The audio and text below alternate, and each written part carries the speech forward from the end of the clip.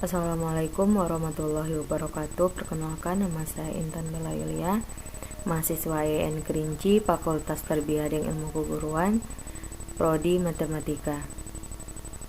Sebelumnya yang terhormat Bapak Ibu dosen Tadris Matematika dan Bapak Ibu reviewers. Di sini saya akan mempresentasikan proposal saya yang berjudul Analisis Kesulitan Siswa Belajar Matematika pada Pembelajaran e-learning. Latar belakang masalah. Memasuki tahun ajaran 2020-2021, sistem pendidikan masih menerapkan sistem daring, dikarenakan penyebaran COVID-19 masih terus meningkat di Indonesia. Hingga awal November 2020, tercatat ada 426 kasus COVID-19 yang telah tercatat di seluruh wilayah Indonesia. Pandemi COVID-19 telah berpengaruh terhadap semua tingkatan dalam sistem pendidikan di Indonesia, dimulai dari tingkat dasar sampai perguruan tinggi. Salah satu wilayah yang mewajibkan siswa belajar di rumah adalah Kota Sungai Penuh. Siswa belajar diawasi oleh orang tua dan dipandu oleh guru pelajaran secara daring. Hal ini juga sangat bertentangan bagi guru, menjadi tantangan bagi guru untuk tetap dapat melakukan pembelajaran yang menyenangkan dan menarik. E-learning adalah salah satu sistem pembelajaran yang dapat digunakan sebagai sarana untuk proses belajar mengajar yang dilaksanakan tanpa harus bertatap muka secara langsung antara guru dengan siswa. Putri Dewi menyatakan bahwa seiring perkembangan zaman, seseorang dapat memperoleh informasi secara mudah melalui teknologi baru yang terus berkembang. Rumusan masalah dalam penelitian ini, yang pertama, bagaimanakah penerapan pembelajaran e-learning pada mata pelajaran matematika di masa wabah COVID-19. Yang kedua, bagaimanakah kesulitan siswa dalam belajar matematika secara e-learning pada sisi sarana dan prasarana. Dan yang ketiga, bagaimana kesulitan siswa dalam belajar matematika secara e-learning pada proses pembelajaran. Tujuan penelitian ini adalah untuk mendeskripsikan yang pertama, penerapan pembelajaran e-learning pada mata pelajaran matematika di masa wabah COVID-19. Yang kedua, kesulitan siswa dalam belajar matematika secara e-learning pada sisi sarana dan prasarana. Dan yang ketiga, kesulitan siswa dalam belajar matematika secara e-learning pada proses pembelajaran. Manfaat penelitian. Yang pertama, bagi penulis untuk pengalaman penulis dalam usaha mengembangkan diri sebagai calon tenaga didik atau guru. Dan yang kedua, bagi guru untuk dapat menjadi bahan masukan untuk pembelajaran matematika dalam usaha meningkatkan kualitas pembelajaran matematika.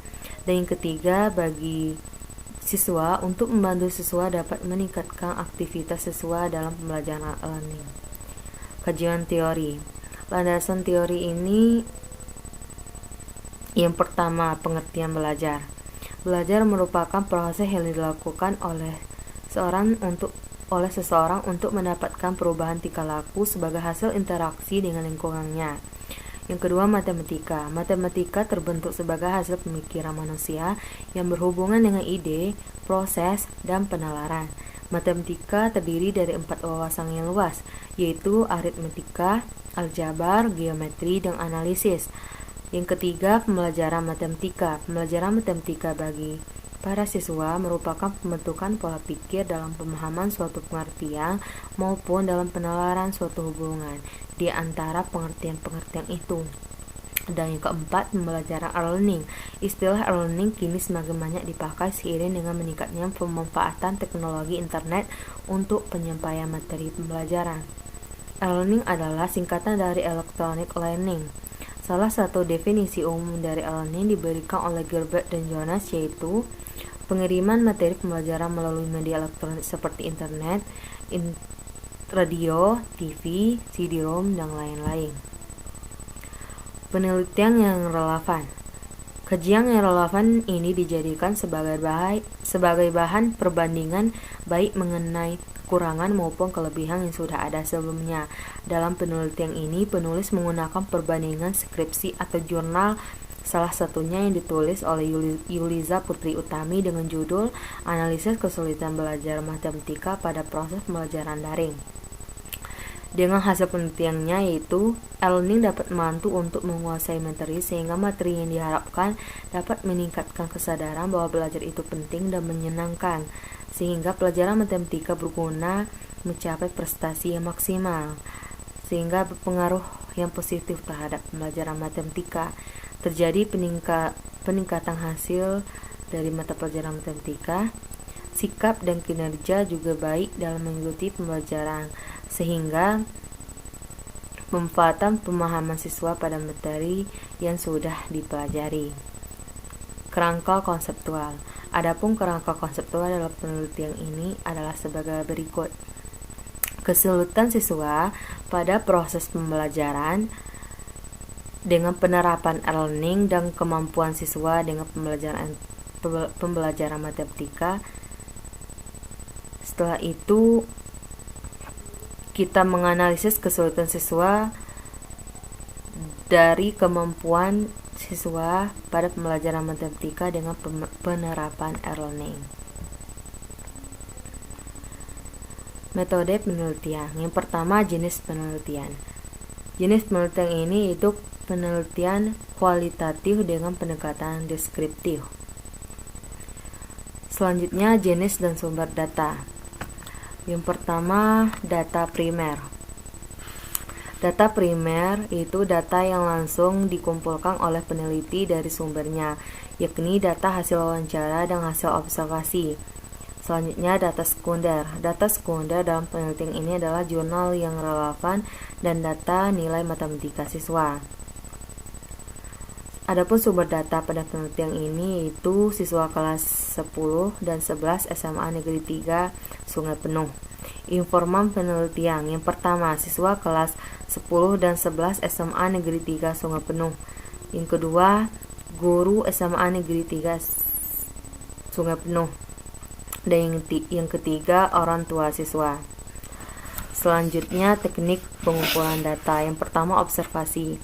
Metode ini digunakan untuk mengamati kesulitan siswa dalam pembelajaran e-learning pada pembelajaran matematika. Yang kedua, teknik wawancara. Dalam penelitian ini, jenis wawancara yang digunakan peneliti adalah interview bebas terpimpin. Selanjutnya, instrumen penelitian. Yang pertama, pedoman wawancara. Pedoman wawancara pada penelitian ini adalah 3 macam, yaitu pedoman wawancara guru, pedoman wawancara siswa, dan pedoman wawancara orang tua. Selanjutnya, lembar observasi. Lembar observasi ini berisi catatan proses pembelajaran yang diamati apa adanya sesuai dengan apa yang terjadi dalam proses tindakan yang melingkupi aktivitas guru, aktivitas siswa, maupun kondisi lingkungan dalam proses pembelajaran. Selanjutnya, teknik analisis data. Yang pertama, pengumpulan data. Pengumpulan data merupakan kegiatan pengumpulan data di lapangan baik melalui wawancara maupun dokumentasi. Yang kedua, data reduction atau reduksi data. Mereduksi data berarti merangkum, memilih hal-hal yang pokok. Yang ketiga, data display atau penyajian data. Penyajian data dalam penelitian kualitatif dimaksud untuk menemukan suatu makna dari kata-kata yang diperoleh. Yang keempat yaitu penarikan kesimpulan. Mengambil kesimpulan merupakan langkah analisis setelah pengolahan data. Baiklah, itulah presentasi proposal saya.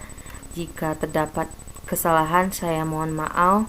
Saya tutup dengan wabillahi taufiq wal hidayah. Wassalamualaikum warahmatullahi wabarakatuh.